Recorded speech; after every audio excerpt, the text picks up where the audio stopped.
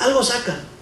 El que es cristiano y que está en armonía con Dios, algo saca bueno, porque aquí lo importante es que él tenga conciencia que es barro y que está en manos de Dios. Dios no lo ha abandonado, sigue Dios moldeándolo. Pero el moldearnos nos duele, porque incluso yo tengo mis pensamientos de cómo yo quiero ser, y Dios tiene los pensamientos de cómo Dios quiere que yo sea.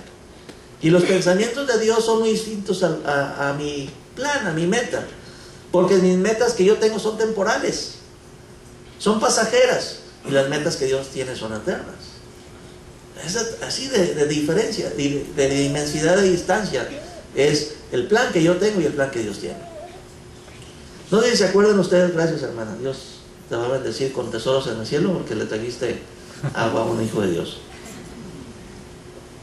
No sé si se acuerdan ustedes que Pablo iba con un vuelazo y traía porra atrás corriendo para perseguir a los cristianos. Iba camino a Damasco y Dios lo tumbó del caballo. Y a partir de ese momento tuvo experiencia con Jesucristo, al que estaba persiguiendo.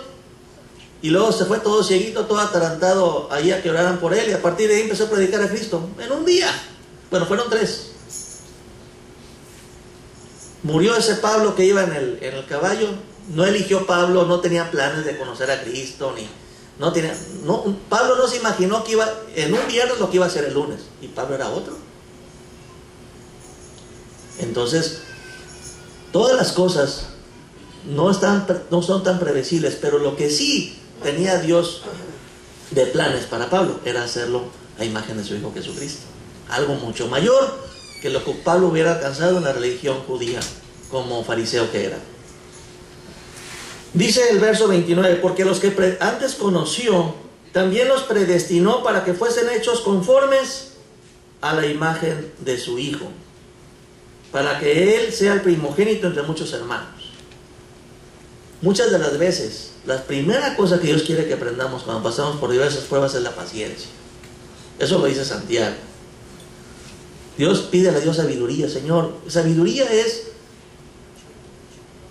entender qué hacer, entender la voluntad de Dios en el momento de la prueba. En el momento de la prueba, cuando pasan dificultades, luego queremos pensar como el mundo piensa, que no tiene a Dios ni piensa en Dios. Pero ahí dentro de nosotros el Espíritu Santo nos dice, espera. Ahora Dios, eres barro en manos de Dios. Si esto te aconteció,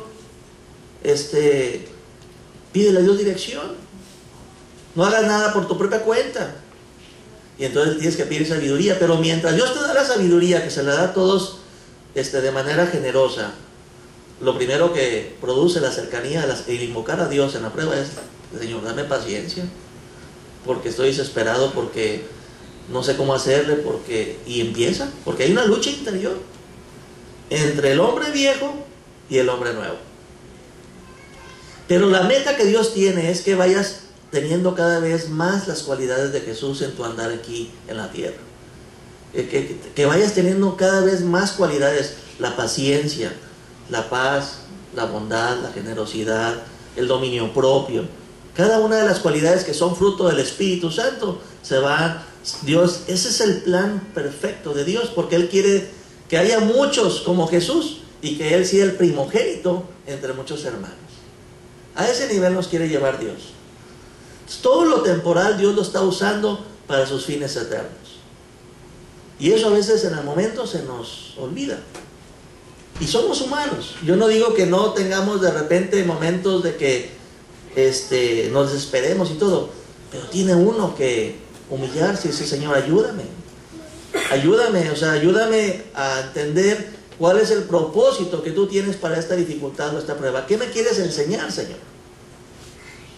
Y Dios nunca nos deja, ningún momento nunca nos deja sin una salida. ¿Sí se acuerdan los que ya se saben de memoria 1 Corintios 10:13? ¿Quién se la quiere decir de memoria?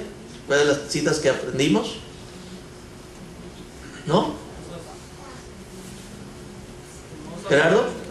No os ha sobrevenido ninguna tentación. No os ha sobrevenido ninguna tentación que no sea humana. ¿Y luego? Pero fiel es Dios. Hay un pero fiel es Dios, que no nos dejará Ser tentados más allá de lo que podamos resistir. Y juntamente, ¿qué? Con la prueba nos dará la salida. Pero a veces cuando tenemos pruebas buscamos la salida de nuestra manera y nos alejamos y nos desviamos más del camino que Dios tenía trazado. A veces nos gana la impaciencia, la desesperación, o queremos hacer las cosas como el modelo humano que no tiene a Cristo. Y Dios no era el plan. Muchos nos desviamos del camino. Muchos queremos obedecer a Dios, pero a nuestra manera. Y la primera actitud que nosotros tenemos que tener como barro es la paciencia. Nosotros tenemos que dejarnos ser humildes. ¿Por qué humildes? Porque cuando tenemos pruebas, tenemos que estar abiertos a la ayuda de los hermanos. Porque es un falso orgullo que cuando tienes pruebas no quieres ver a nadie. Eso es un orgullo escondido. Porque Dios, en su infinita sabiduría y amor, quiere que los cristianos, en las buenas y en las malas, vayamos juntos.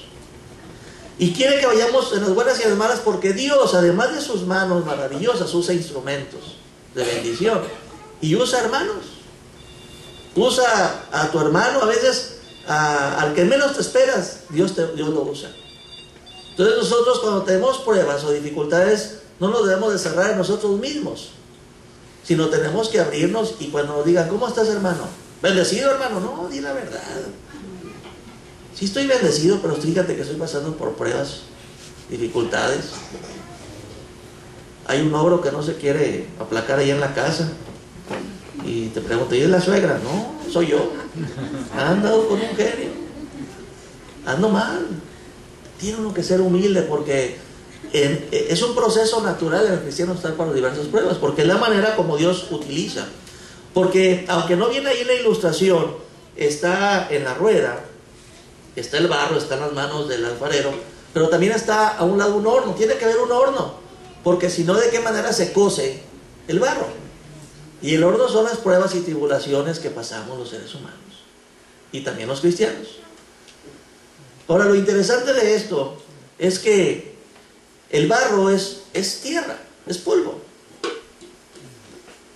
El barro, la manera como lo tratan el barro es de que los pedazos de tierra dura la empiezan a pisar o a golpear para hacerla polvo. ¿Sí sabían eso? Entonces, a veces tenemos unos pisotones encima de nuestra vida porque Dios nos quiere hacer polvo fino. ¿Sí? Se pisa la tierra, se pisa, hasta que se haga bien, pero bien suavecita, como si fuera arena. Y luego de eso viene el agua, que es la palabra de Dios, que es la presencia del Espíritu Santo. Y el agua, con la ayuda del Espíritu Santo de Dios, con la ayuda de su palabra, que nos guía, que nos orienta, que nos instruye, que nos corrige, que nos redarguye, con la ayuda de la palabra de Dios, se va haciendo ese polvo en una masa húmeda. Y esa masa húmeda es el barro. Entonces, los cristianos, cuando estamos no nomás tierra, sino a la vez estamos mezclados con la relación íntima del Espíritu Santo, con una relación de la palabra, tarde o temprano nos vamos haciendo aguaditos. Y entre más agua, más aguaditos. Y entonces Dios empieza a trabajar. Ya que le da forma, la mete al horno, a la prueba. Y en las pruebas crecemos.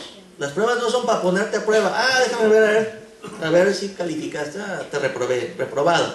Dios no tiene esa mentalidad de maestro reprobador o de maestro frustrado. Dios tiene una mentalidad de estimulación, de estimularte, de animarte, de un líder que está ahí, va liderando tu vida y te dice, ánimo, yo estoy contigo en la prueba. Incluso el que le da la velocidad a la rueda, cuando está Dios formando la vasija, el que le está dando, el que tiene el control de mucha velocidad, poquita velocidad a la vida, que es la rueda, es Dios mismo. Y la vida da muchas vueltas a veces.